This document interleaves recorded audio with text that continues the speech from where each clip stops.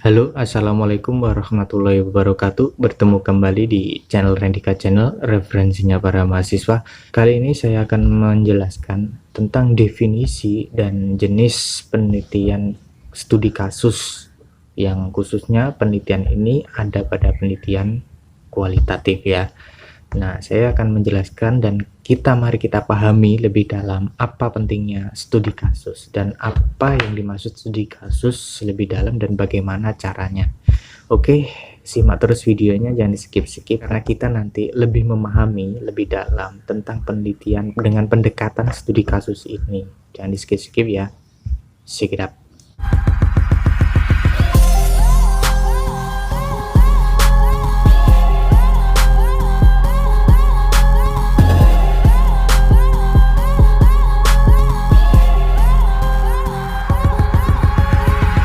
Kalau kita pahami studi kasus dalam istilahnya, ini yaitu adalah suatu pendekatan untuk mempelajari, menerangkan atau menginterpretasi suatu kasus atau case dalam konteksnya secara natural tanpa adanya intervensi dari pihak luar. Lebih fokuslah dalam penelitian ini. Tidak ada keterkaitan dalam penelitian studi kasus ini dengan pihak luar. Maksudnya gimana? Nah, studi kasus ini berusaha menyoroti suatu keputusan atau seperangkat keputusan.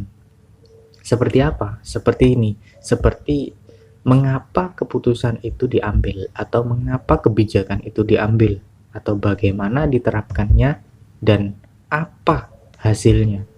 Nah, penelitian studi kasus ini berusaha mengetahui hal-hal tersebut dengan bagaimana proses itu terjadinya, itu proses dalam mengapa keputusan itu diambil dan mengapa, bagaimana ini diterapkan, bagaimana diterapkan dan apakah hasilnya. Nah, ini studi kasus ini berusaha untuk menyelidiki hal-hal tersebut dan prosesnya itu bagaimana. Nah, ini studi kasus, jadi tidak ada keterpengaruhan antara pihak yang luar yang tidak ada bermaksud dalam penelitian studi kasus ini. Nah, ini berusaha menjelaskan secara real tentang prosesnya hal-hal tersebut bisa berjalan. Nah, lalu fokusnya pada studi kasus ini apa fokusnya? Jadi dalam studi kasus ini berusaha untuk pertama menyelidiki bagaimana, how, dan mengapa, why. Nah, ini diajukan mengenai seperangkat peristiwa masa kini yang tidak dapat atau hampir tidak dapat dijangkau oleh pengendalian penelitian. Jadi ibaratnya begini, dalam penelitian ini ketika Anda menggunakan studi kasus, Anda meneliti dalam suatu objek, Anda itu tidak mengetahui proses terjadinya studi tersebut misalnya. Nah, maka dari itu ada sebuah pertanyaan seperti bagaimana dan mengapa. Nah, pertanyaan ini nantinya harus Anda cari dan Anda ketahui karena Anda memang tidak tahu di situ, benar-benar tidak tahu dan ingin mengetahui prosesnya. Maka menggunakan kata how dan mengapa ini menjadi identitas dari studi kasus itu. Kita cari tahu tentang prosesnya itu bagaimana. Nah, studi kasus ini merupakan salah satu metode atau strategi penelitian kualitatif yang muncul pada masa keemasan penelitian kualitatif yang bersifat spesifik, khusus, dan berskala lokal. Jadi ketika masa keemasan itu ungkapan-ungkapan tentang keterjadian suatu hal yang tersembunyi pada waktu itu dapat diketahui secara ilmiah dan secara real. Dari mana? Dari ya studi kasus ini, seperti masalah-masalah yang terjadi di masyarakat yang mungkin tidak diketahui oleh masyarakat ini dapat dibongkar oleh penelitian studi kasus ini. Lalu ada 3 macam dalam penelitian studi kasus ini. Apa sajalah penelitian 3 macam ini dalam penelitian studi kasus ini? Studi kasus ini nanti dibagi 3 lagi, yaitu apa saja? Pertama yaitu intrinsic case study, dan yang kedua yaitu instrumental case study, dan yang ketiga yaitu collective case study. Mari kita jabarkan satu persatu apa yang dimaksud 3 ini. Yang pertama yaitu intrinsic case study. Intrinsic case study ini adalah penelitian yang dilakukan untuk memahami secara lebih baik tentang suatu kasus tertentu. Jadi studi ini terhadap kasus ini karena penelitian ingin mengetahui secara intrinsik mengenai fenomena, keteraturan, dan kekhususan dari satu kasus, bukan untuk alasan eksternal lainnya. Jadi intinya peneliti ini kalau dalam intrinsic case study ini memang peneliti ini benar-benar ingin mengetahui suatu proses dalam studi tersebut, tidak ada keterkaitan dengan yang lain. Anda peneliti di situ dibayar dan Anda mengetahui kan hal tersebut dan Anda bisa memanipulasi data di situ. Nah, bukan seperti itu kan. Instek ini benar-benar mengetahui secara real proses terjadinya kasus tersebut. Jadi ini instructive case study. Dan model studi kasus yang kedua ini adalah instrumental case study.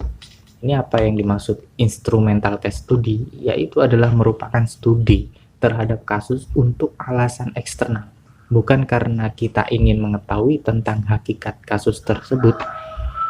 Kasus hanya dijadikan sebuah instrumen untuk memahami hal lain di luar kasus, misalnya dalam pembuktian sebuah teori yang sebelumnya sudah ada.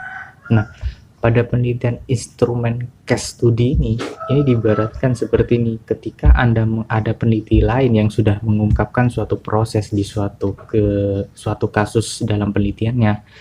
Nah, Anda ingin membuktikan kembali apakah benar proses yang sudah dijalani atau studi yang telah dilakukan oleh peneliti tersebut.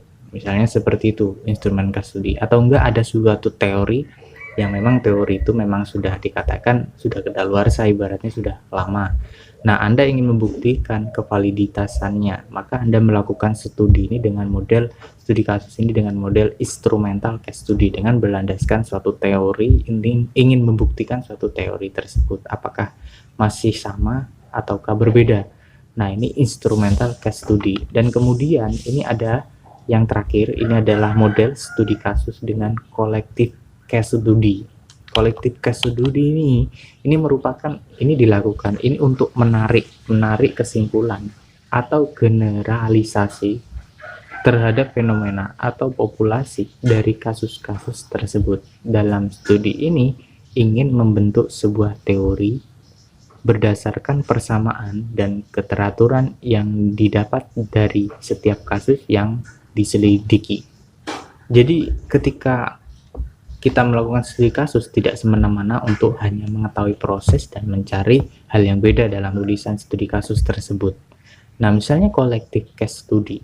Collective case study ini dalam penelitian studi kasus ini berusaha untuk mencari kesamaan atau pembenaran dari suatu penelitian sebelumnya atau teori-teori yang sudah ada. Nah, ketika biasanya yang skripsi yang dipakai para mahasiswa itu menggunakan collective case study. Jadi membenarkan suatu teori yang sudah ada. Nah, ini yang biasa dipakai oleh para peneliti-peneliti di Indonesia yang biasanya skripsi yang memang mencari hal yang beda, ingin membuktikan di situ memang benar-benar misalnya studi kasus prestasi mahasiswa yang terjadi di suatu kampus misalnya itu memang gara-gara kualitas dosen yang mempengaruhinya, misalnya seperti itu memang sudah benar dan ini ingin membuktikan kebenaran dari suatu penelitian tersebut, maka ya sudah, itu tadi yang dipakai tadi collective case study untuk membenarkan suatu penelitian yang memang benar-benar sudah terjadi. Nah, yang selanjutnya lalu apa data-data yang terkait dalam proses studi kasus ini, data-data yang harus diperoleh dalam proses studi kasus ini. Nah, ini data-datanya yang pertama yang harus diperoleh yaitu berkat dari studi kasus tersebut. Jadi kita harus mendapatkan secara real proses terjadinya kasus tersebut. Jadi tidak ada mereka-reka atau mengarang sendiri. Jadi kita secara real terjadinya memang seperti itu. Ini Anda deskripsikan, bisa Anda dokumentasikan dan sebagainya. Dan kedua yaitu latar belakang historis. Jadi ketika kita meneliti data-data terkait proses studi kasus di situ, kita harus mengetahui juga historis atau prosesi terjadinya sebelumnya atau sebelumnya terjadi itu bagaimana, sejarahnya itu bagaimana. Jangan kita hanya mengambil data yang secara real sekarang tapi kita tidak tahu prosesnya yang sebelumnya itu bagaimana terjadinya. Yang kedua yaitu setting fisik. Maksudnya gimana setting fisik ini? Setting fisik ini kita harus mengetahui secara real itu prosesnya secara fisiknya terjadi itu posisinya di mana dan sebagainya, kita harus mengetahui. Dan yang ketiga, konteks kasus. Jadi kita harus mengetahui kerangkanya. Yang selanjutnya konteks kasusnya, kita harus mengetahui kerangka terjadinya suatu kasus tersebut. Misalnya dalam konteks ini, terjadinya kasus ini berakibat pada keberhasilan suatu proses yang terjadi misalnya, atau berprestasinya suatu proses yang terjadi, atau mengalami kemenangan dalam suatu proses ini digara-garakan suatu yang dinamakan dengan perumusan yang telah direncanakan. Nah, konteks-konteks ini harus dijabarkan dulu, harus diketahui dulu konteks-konteks ini, yang mana konteks ini nanti akan menjadi suatu alur dalam penelitian studi kasus ini. Dan yang selanjutnya itu kasus-kasus lain. Nah, di sekitar kasus yang dipelajari. Misalnya Anda fokus pada suatu kasus tersebut. Nah, ini tidak memungkinkan bahwa suatu fokus yang Anda telusuri itu ada pihak dari sekitarnya, lingkungan sekitar itu yang mempengaruhi. Nah, itu juga nanti dalam hal keterkaitan proses studi kasus ini Anda masukkan ke dalam data Anda, misalnya seperti itu. Jadi tidak hanya pada fokus satu kasus itu dan orang lain yang mempengaruhinya kasus tersebut itu tidak tercantum pada studi Anda. Nah, yang selanjutnya itu informan atau pemberi informasi tentang keberadaan kasus tersebut. Jadi data yang harus Anda dapat itu paling pertama informan, pemberi informasi tentang keberadaan kasus tersebut. Ini harus memang dibutuhkan dalam pencarian data-data. Jadi kalau Anda tidak wawancara, tidak ada yang memberi informasi pada penelitian studi kasus Anda, itu dapat dikatakan penelitian Anda itu meragukan. Jadi harus diketahui dulu informan dan pemberian informasi tentang keberadaan kasus tersebut. Oke, mungkin sekian dulu video saya. Mungkin masih ada yang dibingungkan, bisa Anda tanyakan di kolom komen. Terima kasih, sekian dulu dari saya. Tetap subscribe agar kita bisa mengikuti part-part selanjutnya tentang skripsi ini. Assalamualaikum warahmatullahi wabarakatuh.